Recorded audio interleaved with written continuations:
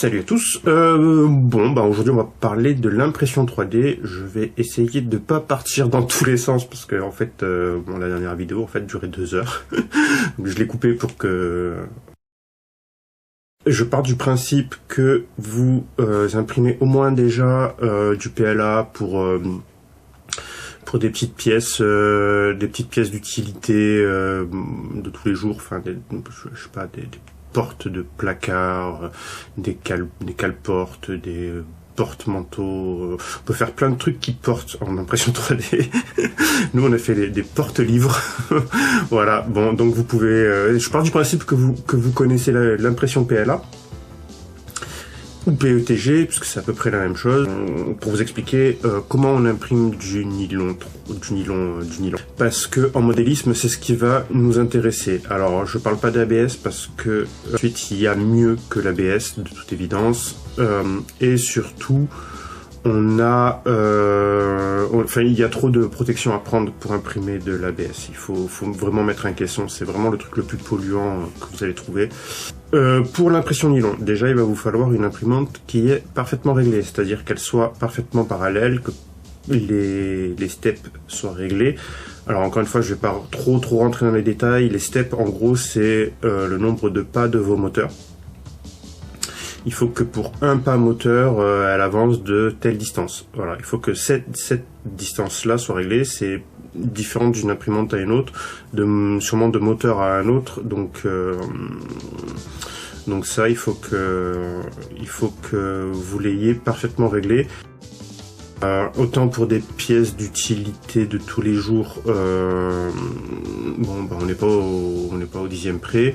Autant pour de la RC, on est au dixième près. Et bon, après on fera pas mieux que du dixième aussi, hein, je vous rassure. On n'est pas, malgré que l'impression 3D que l'imprimante 3D soit une machine-outil, c'est pas la machine-outil la plus précise du monde. Ceci dit, au dixième près, sur une pièce sur un assemblage du châssis par exemple de mon OpenRC en longueur totale, on est sur 2 dixièmes d'écart. Donc bon, ça va, voilà, vous avez compris que c'est pas la fin du monde. Je pense qu'avec une lime et un peu de patience, on arrive à rattraper tous ces petits dixièmes qui peuvent se cacher à droite à gauche. Votre imprimante doit être parfaitement réglée en termes de step, en termes de PID. Donc le PID, c'est l'écart haut et bas de la température de la buse. C'est-à-dire que la buse sa température va fluctuer dans le temps. Donc en gros, ce qui va se passer, c'est qu'elle va monter à 240 degrés, on va dire. Vous la programmez à 240 degrés, elle va monter à 245 degrés, elle va redescendre à 238 degrés, remonter à 242 degrés. Voilà, et elle va fluctuer autour de votre température sélectionnée qui est de 240 degrés. Donc pour régler ce problème-là, on va faire ce qu'on appelle un réglage de PID.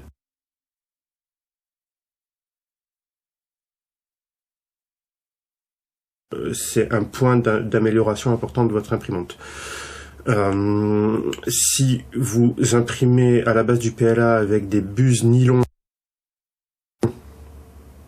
et que vous passez sur des buses acier pour imprimer du nylon, du PETG, des matériaux chargés carbone, des matériaux chargés en quelques matériaux que ce soit, enfin des matériaux chargés tout court d'ailleurs, il vous faudra des buses acier ou des buses rubis. Comme l'acier ne transmet pas la température aussi bien que le laiton, la buse va avoir tendance à fluctuer si vous la changez par une buse acier.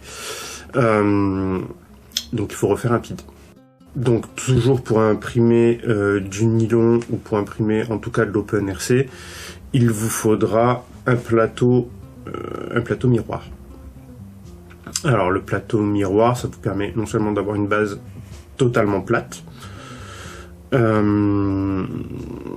mais ça vous permet d'agripper le nylon aussi, parce que le nylon ne tient pas sur un bulle-tac. Donc le Bultac, c'est un plastique qui se plie, une feuille de plastique qui se plie, qui est un peu granuleuse et qui est posée en général sur une feuille d'époxy, sur une plaque d'époxy très souple. Ça, c'est jamais plat. Pour le PLA, ça marche bien parce que le PLA, la buse à la base, elle est un petit peu haute pour la première couche, donc on arrive à imprimer sur un truc qui est un peu ondulé. Le nylon, ça marchera pas. Le nylon, il faut que votre première couche soit extrêmement écrasée sans que la machine saute. Vous allez faire des pièces qui vont prendre la quasi largeur du plateau. Et il faut donc que sur toute cette longueur, largeur du plateau, la buse reste au même niveau. Le miroir tout seul, c'est bien, mais il vous faut aussi une laque exprès pour que ça colle. Alors la laque, moi j'utilise de la Sayos mauve. Donc vous l'appliquez, vous l'appliquez sur le plateau qui est en train de chauffer ou qui est déjà chaud. Vous attendez que ça fasse une petite couche sèche, et ensuite vous pouvez imprimer. Il va de soi que pour le plateau aussi il faut faire un PID. En général c'est moins grave si vous avez une petite fluctuation. Le plateau devrait être aux alentours des 80 degrés. Et il vous faudra une bordure sur votre impression pour éviter que vous ayez du warping. Le warping, c'est quand il y a un coin qui se décolle en fait. Avec le nylon, il n'y a pas de poids de mesure. S'il y a un coin qui se décolle, la pièce va se décoller entière, c'est sûr. Parce qu'à partir du moment où il y a un déséquilibre de la pièce, la laque ne tient plus. En fait, elle tient. Ça marche un peu par capillarité, contrairement aux autres matériaux sur du Bultac, qui sont accrochés grâce aux grippes du plastique. Là, ça marche vraiment. On a vraiment l'impression que c'est par capillarité. Du coup, dès qu'il y a un coin qui se lève, eh ben, ça fait une espèce d'appel d'air ou voilà, et puis ça se décolle d'un coup en fait. Donc du coup, moi, ce que je fais, c'est que je mets un contour sur ma première couche qui fait 20 lignes. Ça fait beaucoup, mais c'est le seul moyen que j'ai trouvé de pas être emmerdé. En ce qui concerne les réglages, j'ai à peu près tout dit. Donc l'imprimante, moi j'utilise une Ender 3 très pimpée. Elle a un plateau de 220 par 220. Si vous faites vos châssis en 2 pièces pour du 1/10, ça marche. Bon, je vous cache pas qu'une imprimante de 400 mm c'est mieux. Une imprimante de 400 mm c'est mieux, mais ça coûte plus cher, ça prend plus de place. Une imprimante aux alentours de 300-400 €, ça vous permet de commencer à faire de l'OpenRC sans problème. Voilà, et évidemment avec une imprimante à 300-400 € avec laquelle vous pouvez faire de l'OpenRC, vous pouvez faire tous les trucs du quotidien avec sans problème. Si vous n'avez pas d'imprimante chez vous, que vous voulez vous lancer dans l'OpenRC, commencez par des petits projets, quoi. Parce que si vous commencez direct par une 1/10, vous allez jeter votre imprimante par la fenêtre et voilà, l'impression 3D est un monde de ratés et de gaspillage. Voilà, je vous le dis clairement. Donc c'est bien de commencer dès le début par du PLA. Pourquoi c'est bien? Ben déjà parce que ça coûte pas cher. Ensuite parce que si vous commencez par des petits projets, c'est moins frustrant quand vous avez 10 heures d'impression d'affilée de foirer une pièce.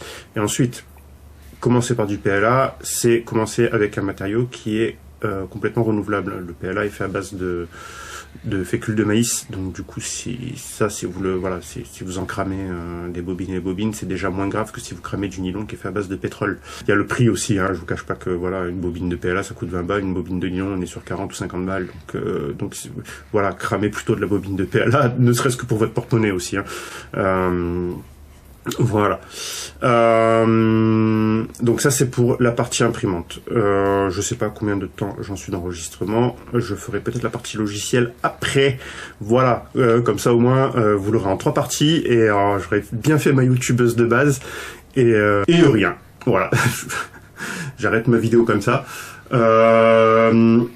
Donc la prochaine fois, on s'attaque au logiciel, ça va aller vite les logiciels, donc je parlerai aussi des axes d'amélioration et je vous montrerai les 2-3 pièces que j'ai commencé à remodéliser pour l'attraction. Je pense qu'une fois que j'ai fini ces pièces 3D, je les mets sur Thingiverse en tant qu'option pour l'attraction et j'attaque la V2. Parce que je pense que je vais faire une V2. Gros bisous à tous et à toutes. Et à bientôt. Ciao, ciao.